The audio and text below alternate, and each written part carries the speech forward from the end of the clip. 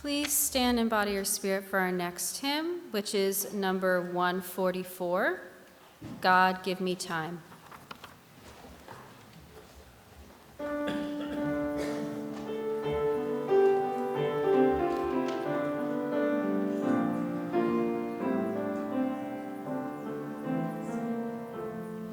God give me time to learn the words I find so hard to say. The loving words, forgiving words that take the sting away. God give me calm to ride the storm when waves of anger rise. A moment when I grasp the truth my lesser self denies. God give me time to deal with words that threaten and destroy. The easy words of politics that kill creation's joy. The speeches that proliferate economies of greed.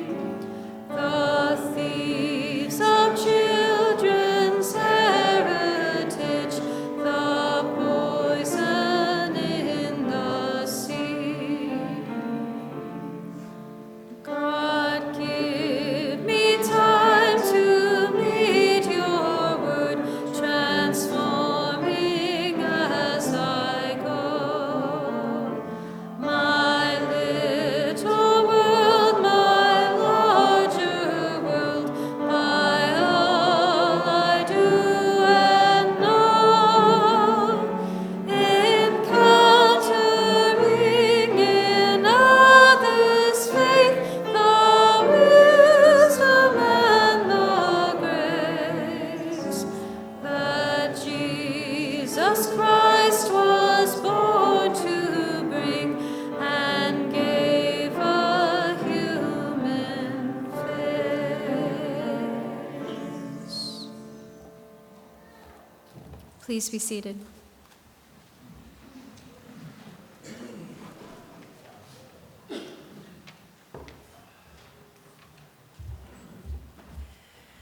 This morning's scripture is from the Common English Bible, Genesis 31, verses 3 to 8, and then picking up again at 14 to 35.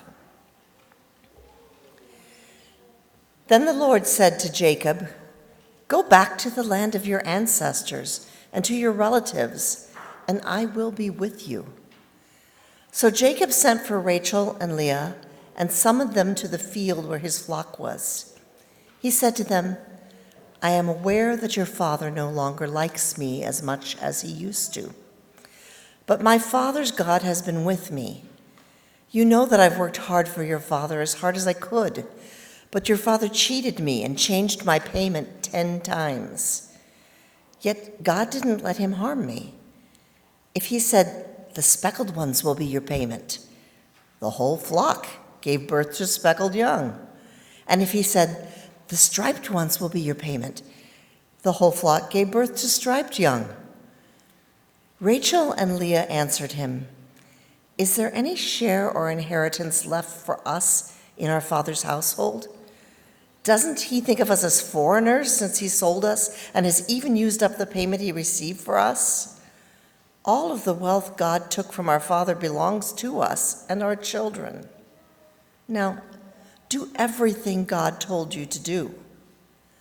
So Jacob got up, put his sons and wives on the camels, and set out with all of his livestock and all of his possessions that he had acquired in Padanaram in order to return to his father Isaac in the land of Canaan. Now, while Laban was out shearing his sheep, Rachel stole the household's divine images that belonged to her father. Moreover, Jacob deceived Laban the Aramean by not sending word to him that he was leaving. So Jacob and his entire household left. He got up, crossed the river, and set out directly for the mountains of Gilead. 3 days later, Laban found out that Jacob had gone. So Laban took his brothers with him, chased Jacob for 7 days, and caught up with him in the mountains of Gilead. That night, God appeared to Laban the Aramean in a dream and said, "Be careful and don't say anything hastily to Jacob one way or the other." Laban reached Jacob after Jacob had pitched his tent in the mountains. So Laban and his brothers also pitched theirs in the mountains of Gilead. Laban said to Jacob, "What have you done? You have deceived me and taken off with my daughters as if they were prisoners of war. Why did you leave secretly, deceiving me and not letting me know? I would have sent you off with a celebration, with songs and tambourines and harps. You didn't even let me kiss my sons and daughters goodbye. Now you've acted like a fool, and I have the power to punish you. However, your father's God told me yesterday, 'Be careful and don't say anything hastily to Jacob one way or the other.' You've rushed off now because you missed your father's household so much, but why did you steal my gods?" Jacob responded to Laban, "I was afraid and convinced myself that you would take your daughters away from me." So ends this morning's scripture. It's time for the children to come forward for children's time. Thank you, Gloria. And thank you, kids. All happy families are alike. Each unhappy family is unhappy in its own way. So begins Leo Tolstoy's sprawling novel Anna Karenina. I just happen to wonder if the happy families Tolstoy sees aren't better at hiding their private scandals, fears, and conflicts, and that's the only difference. So far, I've only met human families, and near as I can tell, even the best people as individuals come with their own emotional ups and downs, their own character strengths and weaknesses, their own acts of heroism and villainy and apathy. And when you put a bunch of these flawed, beautiful people together in families, sometimes over time, the sore spots just rub against each other. It's just a matter of whether people outside the family get to see that friction or not. My family is no exception. We're flawed. We've done some things to hurt each other over the years. There's this one Christmas story that's gone down in family lore. I even wrote a paper on it for creative writing senior year of high school that I think highlights these private dramas. I was probably in 5th grade. My brother, who is 2 years younger, would have been about 3rd grade, and my sister in kindergarten. It was one of those typically chaotic nights in early to mid-December where everybody is rushing around to get ready for a seasonal event. In this case, my brother's elementary school holiday program. This was an event people still got at least somewhat dressed up for. So all the kids and my dad were sitting at the dining room table, uncharacteristically gussied up and wolfing down food, while my mom, who'd gotten everybody else ready, was finishing getting herself ready. All of a sudden, we hear these heavy footfalls above us. Heading down the length of the house to the stairs, the emotional equivalent of seeing black storm clouds churning over the horizon and heading your way. Mom was mad. I remember her leaning over the banister and demanding, "Who did it?" Someone, it seems, had emptied an entire bottle of perfume on her dresser and bedroom floor, depriving her of its use that night or ever again, and making the bedroom absolutely reek with the concentrated odor of feminine allure. Well, you better believe we all hightailed it upstairs to see what the fuss was about, impending concert or no. Sure enough, the closer we got to my parents' bedroom, the stronger the smell got, like following that invisible wisp of scent that gradually becomes a noxious green cloud surrounding Pepe Le Pew. Mom demanded justice. One of the kids was going to fess up, or Mom was going to donate all of our presents to the Giving Tree Project at school.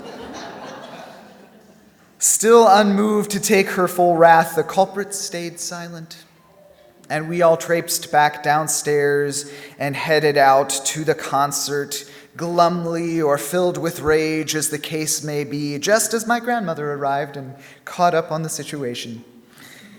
At the concert, I was seated on the end of the row beside Grandma, who didn't wait long before leaning over in the dark and whispering, "I'll give you this stick of gum if you tell your parents you did it." Now, I had not done it, but as a 10-year-old without much of my own spending money and a taste for wintergreen, I was more than happy to accept the proffered gum with a non-committal grunt.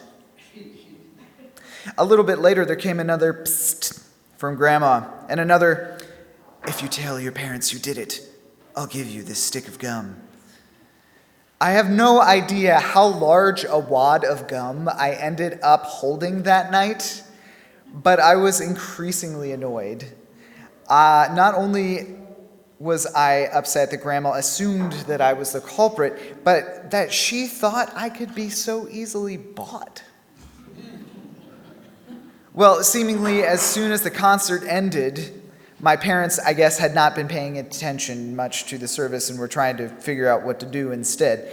They instigated phase 2 of the investigation, sniff the kids' hands and wrists. My 5-year-old sister did not smell like perfume. I was now panicked that I had inadvertently condemned myself to smell guilty by holding all this gum. My parents, however, did not confuse mint for perfume, so my brother was the last one on the list. He was in the awkward position of rejoining the family about that time and being almost simultaneously congratulated for the performance and also forcibly sniffed. He stunk of perfume. But Grandma couldn't let it go. It couldn't be my brother. It had to have been me. I'm not sure why Grandma had it out for me in particular. This was not the first time that she blamed me as one of the oldest grandchildren for something the younger grandchildren had done. My parents practically had to talk her down, and my memory is that the tension between us didn't resolve before she left that night. Many years later, at my brother's senior year production of The Crucible, our English teacher, who had graded my retelling of this story, met Grandma. She greeted her heartily and said, "Oh, you must be the grandma from the story Jonathan wrote about the Christmas perfume." And at which point, me and the rest of the family are signaling frantically for her to stop, because in no way, shape, or form had I shared that paper with Grandma.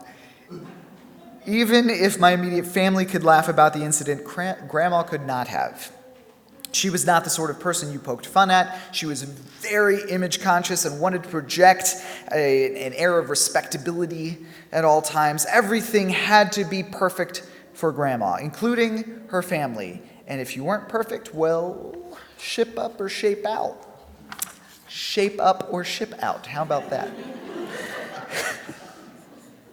Today's story from Genesis is a story I kind of love for its messiness. The rest of Scripture holds up Abraham, Isaac, and Jacob, and by extension, Sarah, Rebecca, Rachel, and Leah, as these models of trust and faithfulness, following God around the Middle East, back and forth all over the Fertile Crescent. Promised a homeland, a son, a great many descendants, and a blessing, this family literally starts the story of the Jewish people as distinct from other Semitic peoples. Their great-grandpa and grandma coming over from the old world. Mythic figures taking on archetypal themes, taking huge risks and leaving home again and again to follow God into the unknown.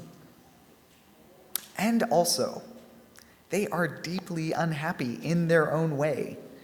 They are super messy, which is very relatable and oddly comforting that these mythic figures are not any better than we are.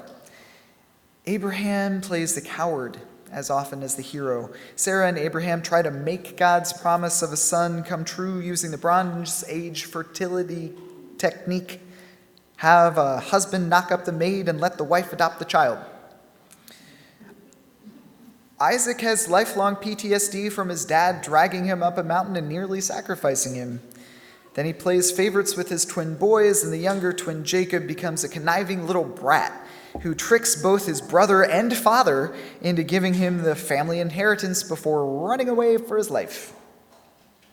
So Jacob leaves Canaan, modern Israel-Palestine, and goes north to his mom's brother, Uncle Laban's place in Syria. He falls in love with his beautiful cousin Rachel and agrees to work for his uncle Laban 7 years to earn her bride price. And then Laban pulls a switcheroo at the wedding and marries Jacob off to his older daughter Leah, blaming Jacob that it's his fault for falling in love with the younger daughter Rachel before his older daughter Leah was married. So Jacob agrees to work for Laban another 7 years to marry Rachel for real, and then goes another 6 years to earn his own flocks from among Laban's sheep and goats. That's 20 years total. And that's where the story picks up today. Rachel's brothers are griping that Jacob has stolen their wealth out from under them, and Rachel's dad has soured on Jacob too, which is understandable, considering Laban is used to being the shrewdest person in the room and accustomed to setting up deals that put him on top. But somehow, Jacob's spotted and striped livestock have out-reproduced Laban's solid-colored ones, and he doesn't like that he's having to part with so many valuable livestock, or that Jacob seems to be outwitting him for once. The last chapter before this story, chapter 30, showed Leah and Rachel in a sibling rivalry gone amok, a baby arms race, if you will. And also a conflict over something neither of them have control over: Jacob's affection and their ability to bear children. Rachel is the beauty, the wife that Jacob loves and worked 14 years for the chance to marry, but she can't have kids. Leah has weak eyes, or soft eyes, or beautiful eyes, depending on the translation. But she's not the loved one. She was the trick, and presumably a necessary one, because no suitor seems to have been calling before Jacob came along. But Leah is fertile. She has 4 boys in quick succession: Reuben, Simeon, Levi, Judah. Meanwhile, Rachel is struggling with infertility in a time and culture where kids are part of your wealth and sons are your retirement plan. She actually goes to Jacob demanding he get her pregnant, and he kind of coldly says, "Hey, the problem clearly isn't with me." Leah hopes her bevy of kids will turn Jacob's head and capture her heart, his heart. She names her kids in relation to how Jacob views her. Reuben's name means, "Look, a son," and speaks to Leah's hope that because the Lord has looked on my affliction, surely now my husband will love me. But he never does, at least not in the way that he loves Rachel. Each of them eventually give their maid to Jacob for surrogacy purposes, just like Sarah did. And then Rachel finally has Joseph. Total kid count: 7 kids to Leah naturally, and 2 more adopted from her maid Zilpah. 1 kid to Rachel naturally, and 2 more adopted from the maid Bilhah. Rachel and Leah compete for years for Jacob's attentions, and both of them only seem to get half of him. One gets his tenderness, one gets his family logistics. It's kind of a wonder then that when Jacob comes to his sister wives and tells them that God is instructing him to leave their dad's house, they totally agree. They speak with one voice in the narrative: "Yeah, we're with you. Our dad's done with us too. He sold us out and dumped us on you like we're your problem now. So if your family's God is telling you to pack up and head out, we're going with you. While they might be fighting over Jacob, they are united against their dad. Apparently, they also have had just about enough of him. But I guess if your names are you and Cal, and then your dad uses the same evaluation process to charge X number of years in service in exchange for your dowry, just like he does sheep, you'd be fed up too. So they all sneak out while Laban's away from the family compound, sharing sheep and goats in the wilderness. And Rachel, the mother of the Jewish people, the matriarch Jeremiah picks to embody the grief, the weeping over dead lost to the Babylonian conquest and exile, the one whose tomb Jewish, Christian, and Muslim pilgrims still visit to this day, she goes and steals her father's gods? I don't know if you've seen the bumper sticker, "Well-behaved women rarely make history," but the story makes me think of that phrase, and I love it. What was she thinking? Why is the mother of monotheism stealing idols from Syrian polytheism? These idols never again come up in the larger history of the Israelite ancestor family saga. I have a couple ideas. Maybe there is something familiar around Rachel's father's gods. They've always been around. They remind her of a simpler time before her dad married her off to her cousin as sloppy seconds to her older sister. Maybe she can't imagine going off into the unknown to her husband's old homeland without a familiar face to hold and touch, like the power of a favorite stuffed animal to help you sleep at night. Maybe Jacob's God isn't Rachel's God yet. Jacob himself is still referring to Yahweh as the God of Abraham and the fear of Isaac, which seems appropriate since Abraham nearly followed Yahweh into sacrificing Isaac. I can imagine Isaac was fairly afraid of his own God. And while Jacob has some close encounters with the divine, he hasn't cozied up to the God of his forefathers yet. So if Jacob isn't totally identifying with Yahweh in his worship, Rachel could hardly be blamed for bringing her own backup gods along on this journey. If Jacob doesn't completely trust the God he's nominally following, why should she? Maybe the idols are also kind of like the deed to the farm and the keys to the security box and the will rolled up into one item. So maybe Rachel is after a different kind of security, more material than metaphysical. If things go south with Jacob, if he dies and Leah makes a power grab, if he finally decides to side with Leah and all her kids over Rachel, Rachel has a financial and legal means of security in the form of these idols. She could come back to her brothers and say, "I am the controlling partner in the family operation. Look what Dad gave me. Take me back, provide for me." Or maybe she wanted to take power away from Laban. After all, the idols represent real gods, so if Rachel has them, not only can't Laban use divination to ask them questions and spy on Rachel and her family, Laban also can't ask them for help with the weather or the health of his flocks or his own health. She's protecting herself from Laban and handicapping him at the same time. Or maybe she's just feeling petty. Rachel and Leah have already said that they feel cast off by Laban. So any part of Laban's wealth that God has given to Jacob is also theirs as his wives. Rachel feels like Laban owes her as much as Jacob feels Laban owes him. Maybe taking the idols is just a way to spite Laban and get what Rachel feels like she's owed. Clearly, she struck a nerve, whatever her reasoning, because Laban comes rushing after them, hunts them down, and goes through everyone's luggage as thoroughly as any aggrieved TSA agent.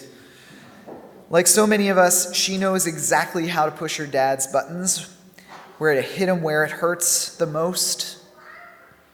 And then her idiot husband pridefully boasts his innocence and certainty that no one of his household would ever steal from Laban, to the point of vowing to kill the culprit in the unlikely event someone is found. Like, dude, What good would running your mouth do? Are you just posturing for your father-in-law? It totally could have been one of your kids. It could have been anyone, but it's not anyone. It's your most beloved wife, and you're just brashly promising to kill someone to uphold your honor. Thankfully, Rachel is quick-witted and every bit her father's daughter, as much as a match for Jacob in terms of trickery, and she sits on her idols, claiming she can't get up because she's having her period.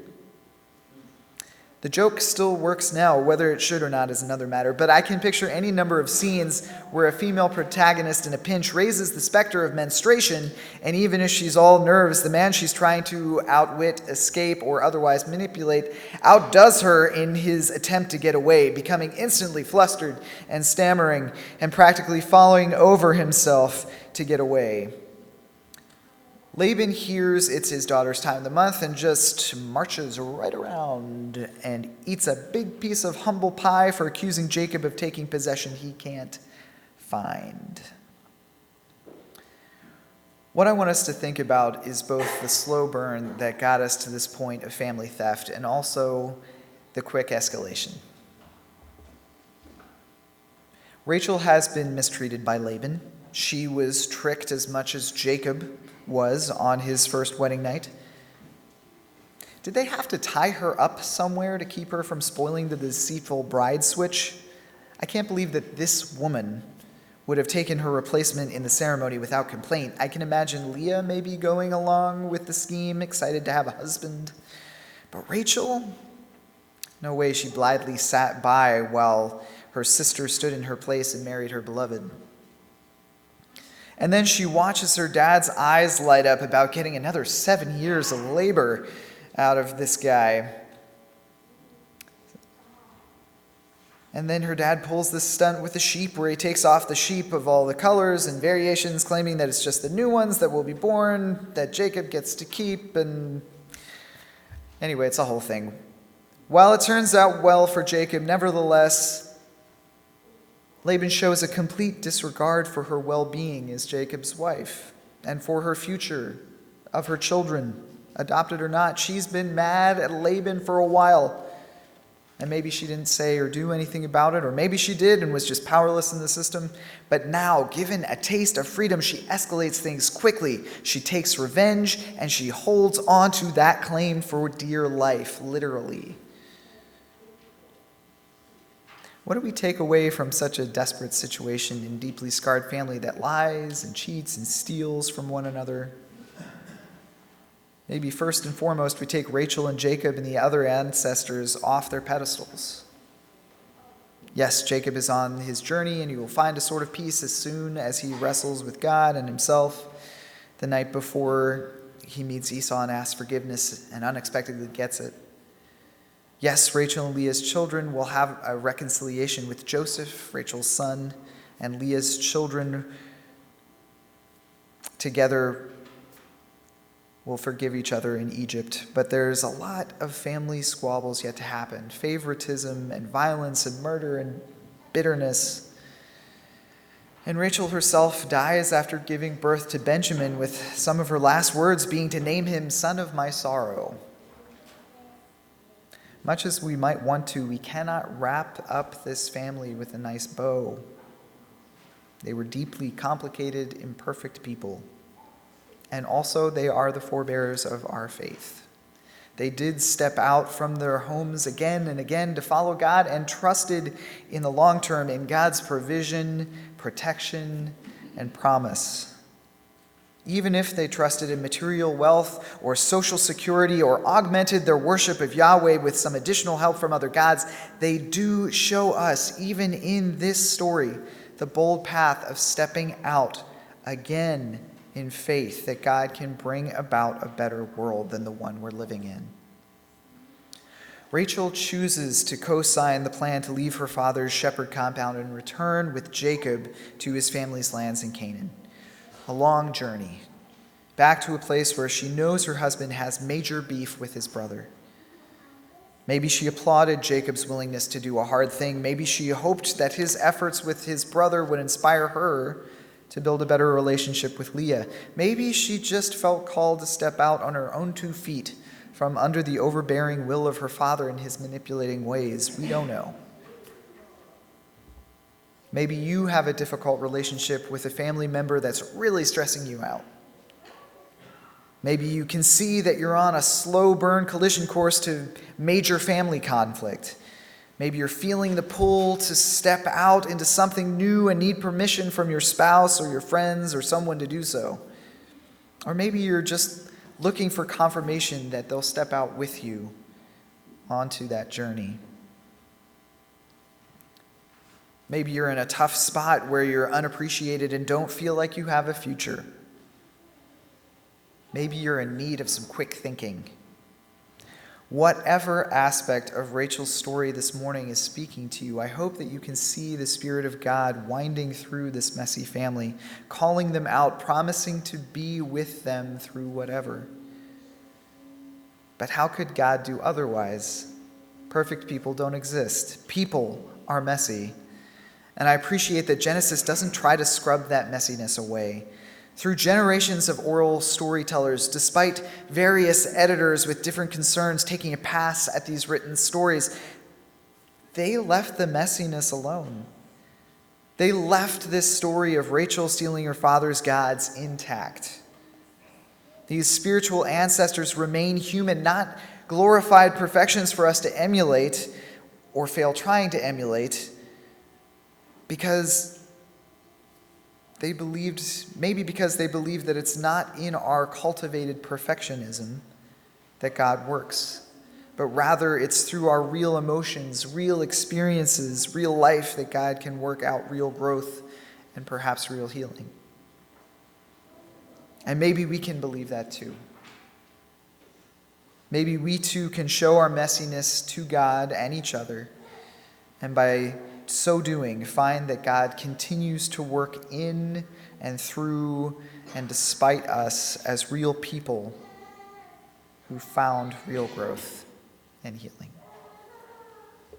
Amen.